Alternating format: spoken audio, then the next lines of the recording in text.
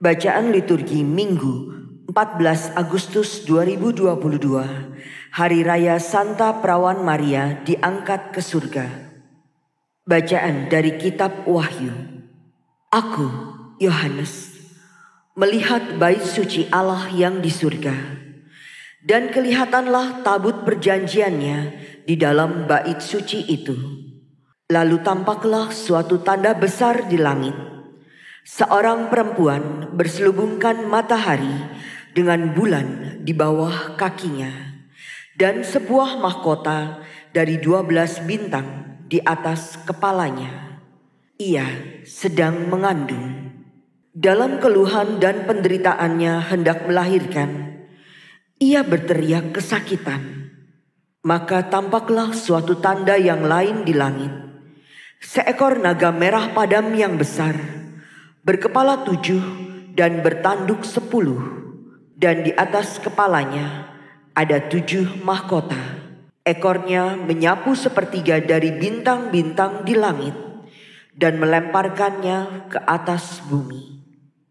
Naga itu berdiri di hadapan perempuan yang hendak melahirkan itu untuk menelan anaknya, segera sesudah perempuan itu melahirkannya.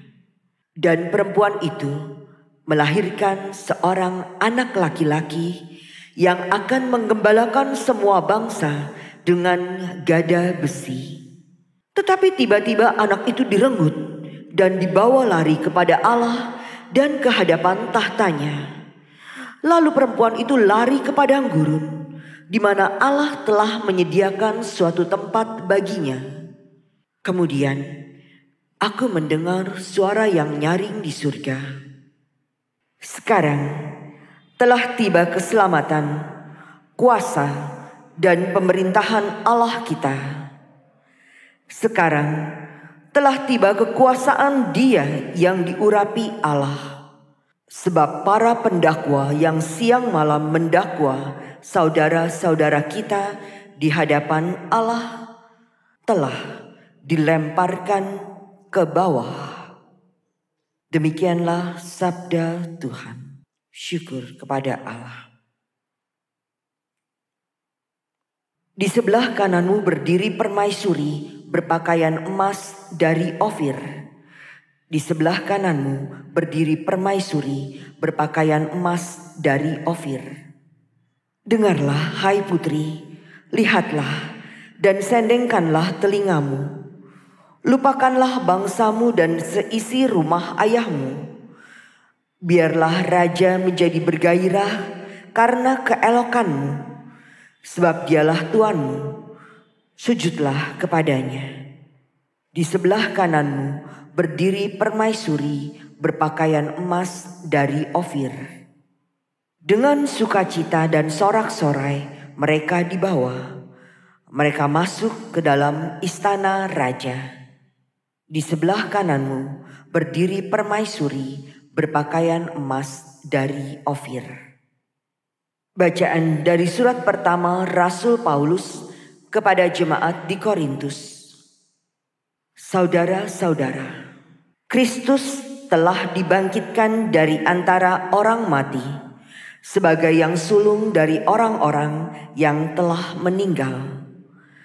Sebab sama seperti maut datang karena satu orang manusia, demikian juga kebangkitan orang mati datang karena satu orang manusia.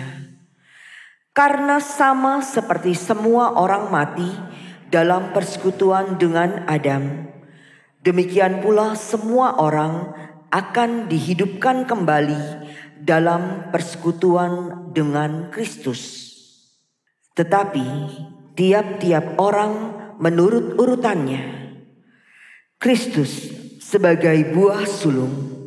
Sesudah itu mereka yang menjadi miliknya pada waktu kedatangannya. Kemudian tibalah kesudahannya, yaitu bila mana Kristus menyerahkan kerajaan kepada Allah Bapa, sesudah Ia membinasakan segala pemerintahan, kekuasaan, dan kekuatan. Karena Kristus harus memegang pemerintahan sebagai raja sampai Allah meletakkan semua musuhnya di bawah kakinya.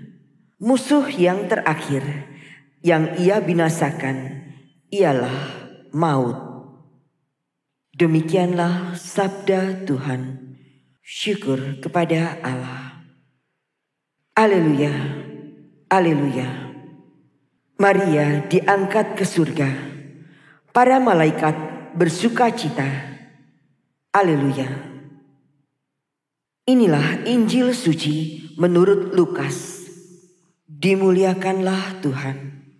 Beberapa waktu sesudah kedatangan malaikat Gabriel, bergegaslah Maria ke pegunungan menuju sebuah kota di Yehuda. Ia masuk ke rumah Zakaria dan memberi salam kepada Elisabet. Ketika Elisabet mendengar salam Maria, melonjaklah anak yang di dalam rahimnya, dan Elisabet pun penuh dengan Roh Kudus. Lalu berseru dengan suara nyaring, "Diberkatilah engkau di antara semua wanita, dan diberkatilah buah rahimmu. Siapakah aku ini sampai ibu Tuhanku datang mengunjungi aku? Sebab sesungguhnya ketika salammu sampai kepada telingaku, anak yang di dalam rahimku melonjak kegirangan. Sungguh berbahagialah dia yang telah percaya, sebab firman Tuhan yang dikatakan kepadanya akan terlaksana." Lalu kata Maria, "Jiwaku memuliakan Tuhan, dan hatiku bergembira karena Allah Juru Selamatku, sebab ia telah memperhatikan kerendahan hambanya. Sesungguhnya mulai sekarang segala keturunan akan menyebut aku berbahagia, karena Yang Maha Kuasa telah melakukan perbuatan-perbuatan besar kepadaku, dan namanya adalah kudus. Rahmatnya turun-temurun atas orang yang takut akan Dia. Ia memperlihatkan kuasanya dengan perbuatan tangannya, dan mencerai-beraikan orang-orang yang congkak hatinya. Ia menurunkan orang-orang yang berkuasa dari tahtanya dan meninggikan orang-orang yang rendah. Ia melimpahkan segala yang baik kepada orang yang lapar dan menyuruh orang yang kaya pergi dengan tangan hampa. Ia menolong Israel hambanya, karena ia mengingat rahmatnya seperti yang dijanjikannya kepada nenek moyang kita, kepada Abraham dan keturunannya untuk selama-lamanya." Kira-kira 3 bulan lamanya Maria tinggal bersama dengan Elisabet, lalu pulang ke rumahnya. Demikianlah sabda Tuhan. Terpujilah Kristus.